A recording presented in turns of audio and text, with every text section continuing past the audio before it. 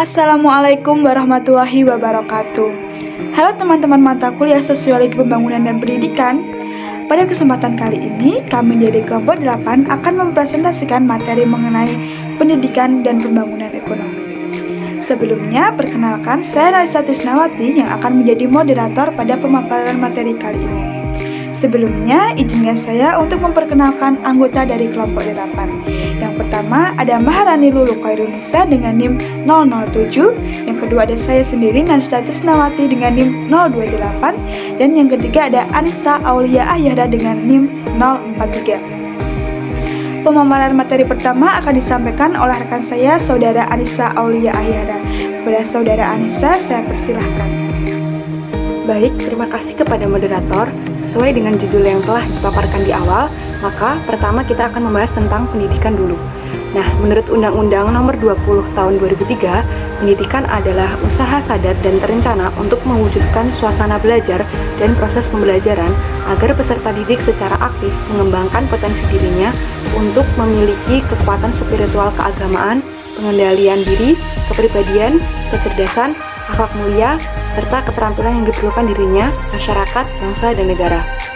Sedangkan pembangunan ekonomi adalah suatu proses kenaikan pendapatan total dan pendapatan per kapita dengan memperhitungkan adanya pertumbuhan penduduk dan disertai dengan perubahan fundamental dalam struktur ekonomi suatu negara dan pemerataan pendidikan dan pemerataan pendapatan bagi penduduk suatu negara. Slide selanjutnya adalah tujuan pembangunan ekonomi. Pembangunan merupakan suatu proses perubahan terus-menerus menuju ke arah perbaikan di segala bidang kehidupan.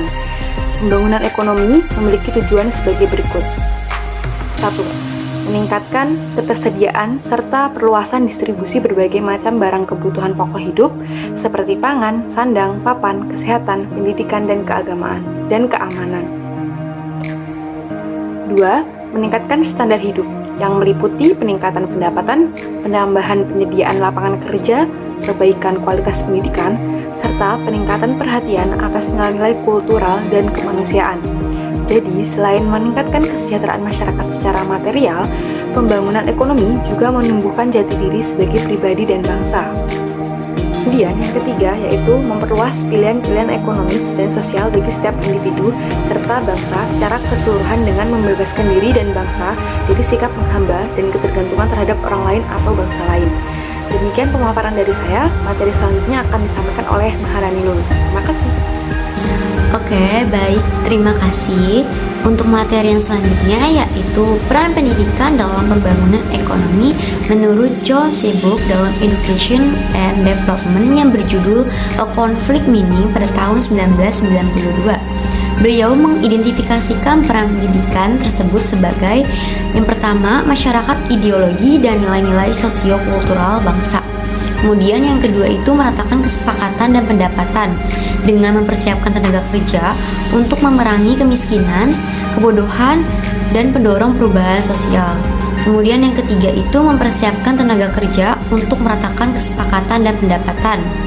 Nah, peran yang pertama merupakan fungsi politik pendidikan dan yang kedua peran yang lainnya itu merupakan fungsi ekonomi. Untuk materi yang selanjutnya yaitu hubungan antara pendidikan dengan pembangunan ekonomi. Pendidikan merupakan suatu faktor pendukung dalam peningkatan pembangunan ekonomi, dikarenakan pendidikan dapat menciptakan suatu pola pikir pembaharuan atau inovasi dan dapat menggunakan teknologi. Pendidikan memberikan kontribusi secara signifikan terhadap pembangunan ekonomi, telah menjadi kebenaran yang bersifat aksiomatik. Pendidikan bukan hanya melahirkan sumber daya manusia yang berkualitas, memiliki pengetahuan dan keterampilan, serta menguasai teknologi, namun juga dapat menumbuhkan iklim bisnis yang sehat dan kondusif bagi pertumbuhan ekonomi. Oleh karena itu, investasi di bidang pendidikan tidak saja berfaedah bagi perorangan, namun juga bagi komunitas bisnis dan masyarakat umum. Pencapaian pendidikan pada semua level niscaya akan meningkatkan pendapatan dan produktivitas masyarakat. Kemudian ada 3 paradigma yang menegaskan bahwa pembangunan merujuk pada knowledge based economy tampak kian dominan.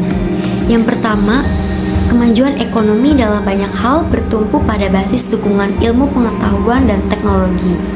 Yang kedua, hubungan kausalitas antara pendidikan dan kemajuan ekonomi menjadi kian kuat dan solid. Kemudian, yang ketiga, pendidikan menjadi penggerak utama dinamika perkembangan ekonomi yang mendorong proses transformasi struktural berjangka panjang. Hampir semua negara berkembang menghadapi masalah kualitas dan kuantitas sumber daya manusia yang diakibatkan oleh rendahnya mutu pendidikan. Hal ini dapat ditunjukkan oleh adanya tingkat melek huruf yang rendah, kemudian pemerataan pendidikan yang cukup rendah, serta standar proses pendidikan yang relatif kurang memenuhi syarat. Padahal kita tahu bahwa pendidikan itu merupakan suatu pintu untuk menghasilkan sumber daya manusia yang berkualitas. Maka dari itu, peningkatan kualitas sumber daya manusia mutlak harus dilakukan. Karena dengan kualitas sumber daya manusia yang berkualitas dapat memberikan multiplier efek terhadap pembangunan suatu negara, khususnya dalam pembangunan di bidang ekonomi. Itu saja yang bisa saya sampaikan. Selanjutnya saya kembalikan kepada moderator. Terima kasih. Baik, terima kasih kepada Saudara Maharani yang telah memaparkan materi kita pada hari ini. Demikian pemaparan materi kita pada hari ini. Sebelumnya izinkan saya untuk menyampaikan kesimpulan dari materi kita pada hari ini. Hubungan investasi sumber daya manusia dalam pendidikan dengan pertumbuhan ekonomi merupakan dua mata rantai. Namun demikian, pertumbuhan tidak akan bisa tumbuh dengan baik walaupun peningkatan mutu pendidikan atau mutu sumber daya manusia dilakukan. Jika tidak ada program yang jelas tentang peningkatan mutu pendidikan dan program ekonomi yang jelas, akhirnya dapat disimpulkan bahwa pendidikan mempunyai pengaruh terhadap pertumbuhan ekonomi suatu bangsa. Implikasinya, semakin tinggi pendidikan, hidup manusia akan semakin berkualitas. Dalam kaitannya dengan perekonomian secara umum atau nasional, semakin tinggi kualitas hidup suatu bangsa, semakin tinggi tingkat pertumbuhan dan kesejahteraan bangsa tersebut. Demikian materi dari kami. Selanjutnya saya tampilkan referensi dari materi kita hari ini. Terima kasih kepada saudara-saudara yang telah memperhatikan presentasi kita pada hari ini.